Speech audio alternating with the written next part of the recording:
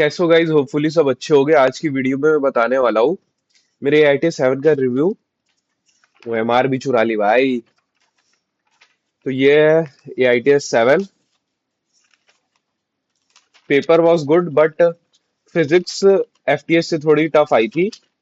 Chemistry तो भाई अगर किसी ने पूरी रट रखी होगी तो ही उससे हो पाई होगी।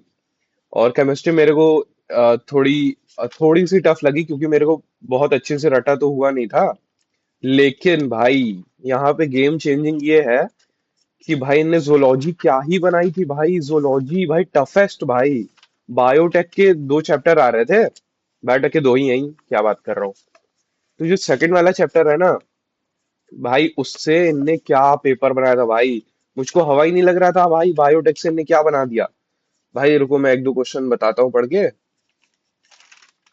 भाई इसमें कंफ्यूजिंग ये था ना कि सारे ऑप्शन वाले क्वेश्चन थे, जैसे मैं तुमको दिखाता हूँ। ऐसा ऑप्शन वाले क्वेश्चन, क्या बोल रहा हूँ भाई। सारे मतलब जैसे अगर 4 ऑप्शन है ना, तो उसमें से तुम्हें वो सेलेक्ट करना था जो, मतलब तुम्हें अगर चारों ऑप्शन आते होंगे तभी तुम एक सेलेक्ट कर पाओगे, है ना। रुको मैं दिखा देता हूँ, देखो। सेलेक्ट द इनकरेक्ट ऑप्शन कहाँ है भाई। Select the incorrect option about PCR, ठीक है।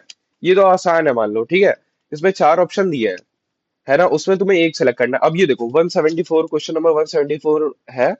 इसमें दिया है a foreign DNA is insertion at E. coli sequence of PBR 322 and introduced in E. coli। अब इसमें ऑप्शन है E. coli was shown sensitive to both tetracycline ampicillin। E. coli was resistant against both tetra and ampicillin।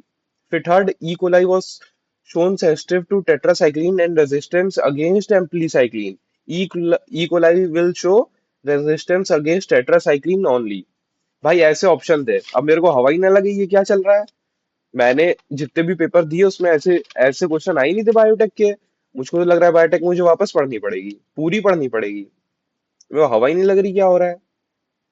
ऐसे question 166 देखो, foreign DNA insertion within gene sequence of enzyme B beta galactosidase of plasmid and introduced in a bacterial host now in the presence of chromogenic substrate। The पहला option recombinant will produce blue color, फिर white color colonies, फिर non recombinant white colored, और fourth option non transformant blue coloured colonies. भाई मुझे कुछ हवा नहीं लग रहा था ये क्या चल रहा है। ठीक है, ये चीज हो गई तुम्हारी। ऐसे ही क्वेश्चन थे भाई, बहुत भाई यार। जोलॉजी बहुत बेकार बनाई थी। ऐसा पेपर तो भाई नीट में नहीं आएगा, क्योंकि इतने ज्यादा अगर चारों ऑप्शन आते तभी तुम कर पाओगे। तो जोलॉजी भाई मुझे बेकार लगी।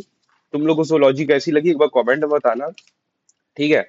ये पेपर का एनालिसिस वाला पार्ट हो गया। अभी इसके आंसर की नहीं आई है तो मिलाया नहीं मैंने कि कितना सही हो रहा है जोलॉजी में, कितना नहीं। हो सकता है जोलॉजी में सही आ जाए, है ना। Botany was okay, botany was not that much tough. ठीक है। इसके बाद आ जाता हूँ पेपर एनालिसिस कैसे करता हूँ। बहुत सारे क्वेश्चंस थे, पेपर एनालिसिस कैसे करता हूँ। भाई पेपर एनालिसिस के लिए जो मैंने कॉपी बनाई थी कहाँ गई। रुको मैं ऐसे ही बता देता हूँ यार, अभी कॉपी ढूंढने में टाइम लगेगा।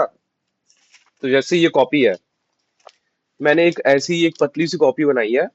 उसमें मैं जितने भी क्वेश्चन मेरे रॉन्ग होते हैं उसको मैं, जैसे पेपर है, जैसे ये कोई मान लो ये आकाश का पेपर है दूसरा, ये सामने रखता हूँ और इसके आंसर की खोल लेता हूँ। ठीक है। उसके बाद चेक करता हूँ कि जो मैंने सही किया है उसमें भी क्या मेरा, मैंने अंधी तो नहीं मारी है।